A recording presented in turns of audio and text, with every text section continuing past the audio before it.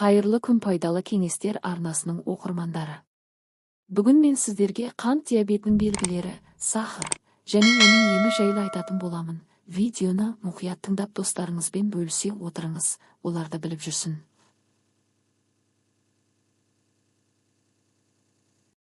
Қант диабеті немесе сахарлы диабет бұл инсулиннің жеткіліксіздігі немесе ағзаның инсулинге қарсы тұруы салдарынан қандағы қант деңгейінің тұрақсыздығы болатын созылмалы ауру. Қант диабеті негізінен екі түрге бөлінеді: бірінші тип және екінші тип. Қант диабетінің белгілері мен емі түріне байланысты өзгеріп отырады, бірақ жалпы тәсілдер біршама ұқсас. Бір қант диабетінің белгілері. Жалпы белгілер: кейде шөлдеу, қандағы қанттың деңгейі тым жоғары болғанда ағза сұйықтықты көп шығарады, бұл шөлдеуді тудырады. Көбірек зәр шығару, қандағы глюкоза деңгейі жоғары болса, бұл бүйректердің артық қантты шығару үшін көп зәр жасауына әкеледі. Ашықтық сезімі және көп тамақтану. Қант диабеті кезінде ағза глюкозаны тиімді пайдалана алмайды, сондықтан адам жиі ашығу сезімін сезінеді және көп тамақтануы мүмкін. Шаршау мен әлсіздік. Қанттың ағзада дұрыс қолданылмауы энергияның жетіспеушілігіне әкеледі. Бұл шаршау мен әлсіздікті тудырады. Көрудің нашарлауы. Қандағы қант деңгейінің ұзақ уақыт бойы жоғары болуы көздің торлы қабығын зақымдайды. Бұл көрудің бұзылуына әкелуі мүмкін. Тері аурулары мен қышынулар. Қант диабетінде теріде инфекциялар мен қабынулар жиі кездеседі, себебі қан ағымындағы артық қан терінің иммундық жүйесін әлсіретеді. Қиын жазылатын жаралар мен кесулер. Қант диабеті кезінде ағзаның жараларды жазу қабілеті төмендейді. Ұйқының бұзылуы. Қандағы қант деңгейі тұрақсыз болған кезде ұйқының бұзылуы мүмкін. Ауыздың құрғауы. Қандағы қант деңгейінің жоғары болуы ауыздың құрғауына және жиі шөлдеуге әкеледі. Қант диабетінің түрлеріне байланысты белгілер. Бірінші типті қант диабеті. Бұл тип көбінесе балалар мен жасөспірімдерде кездеседі. Қандағы инсулин деңгейі өте төмен болғандықтан адамға инсулин инъекциялар қажет болады. Жедел басталатын белгілер. Бірінші типті диабет тез басталып, ауыр белгілер мен шаршау, шөлдеу, зәр шығару көрінеді. Екінші типті қант диабеті. Бұл тип әдетте ересек адамдарда кездеседі және ағза инсулинге төзімділік танытады.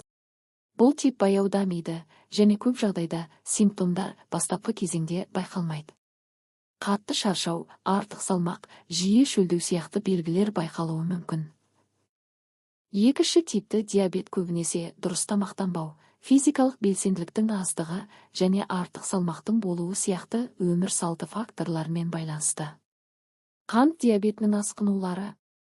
Егер қант диабеті уақытында емделмесе немесе дұрыс бақыланбаса, ол мынадай асқынуларға әкелуі мүмкін. Жүрек және қан тамырлары аурулары, жоғары қан қысымы, жүрек аурулары, инсульт, бүйрек аурулары, жеткіліксіздігі. Нерв жүйесінің зақымдануы, невропатия. Көз аурулары, диабеттік ретинопатия, көрудің нашарлауы.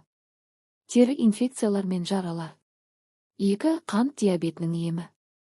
Қант диабетінің емі оның түріне, жағдайына және басқа да факторларға байланысты әртүрлі болады. Қант диабетінің емдеу принциптері көбінесе қандағы қант деңгейін тұрақтандыру, асқынулардың алдын алу және денсаулықты жақсартуды қамтиды.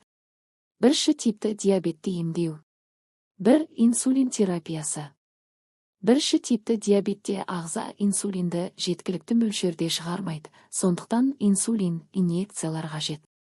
Инсулиннің әртүрлі түрлері. Жылдам әрекет ететін, ұзақ әрекет ететін инсулиндер қолданылады. Глюкоза деңгейін бақылау, қант деңгейін күнделікті өлшеу және инсулин дозасын реттеу қажет. Дұрыс тамақтану. Көмірсуларды бақылау. Көмірсулардың мөлшерін бақылау маңызды, себебі олар қандағы қант деңгейін көтереді. Жоғары талшықты тағамдар, көкөністер, жемістер, тұтас дәнді дақылдар және бұршақтар сияқты талшыққа бай тағамдарды тұтыну қандағы қантты тұрақтандыруға көмектеседі. Физикалық белсенділік. Жаттығулар инсулинге сезімталдықты арттырады және қандағы қант деңгейін бақылауға көмектеседі. Әр күнде 30 минуттық орташа жаттығуларды орындау пайдалы. Екінші типті диабетті емдеу. Өмір салтын түзету. Тамақтану режимін түзету, тұзды, майлы және қантты тағамдарды шектеу, көкөністер мен дәнді дақылдарды көбейту.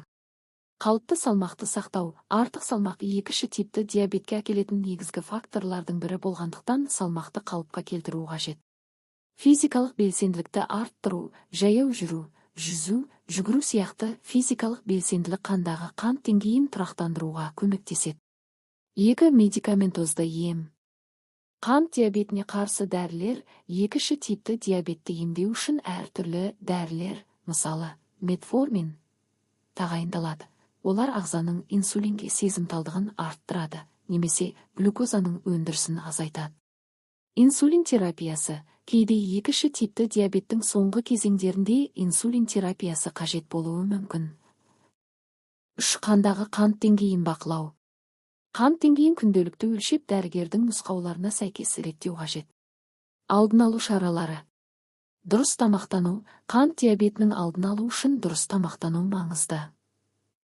Көбірек көкөніс, жеміс және талшыққа бай тағамдар тұтыну.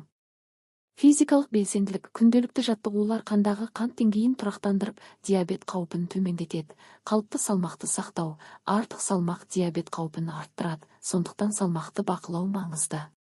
Қант диабеті бұл созылмалы ауру, бірақ оны дұрыс емдеумен және өмір салтын түзетумен басқаруға болады. Бірінші типті диабет инсулин терапиясын қажет етеді, ал екінші типті диабет көбінесе өмір салтын өзгерту және дәрілік емдеу арқылы бақыланады. Қант диабетінің белгілерін ерте кезеңде анықтап, уақытында емдеу асқынулардың алдын алады және ағзаның қалыпты жұмыс істеуін қамтамасыз етеді.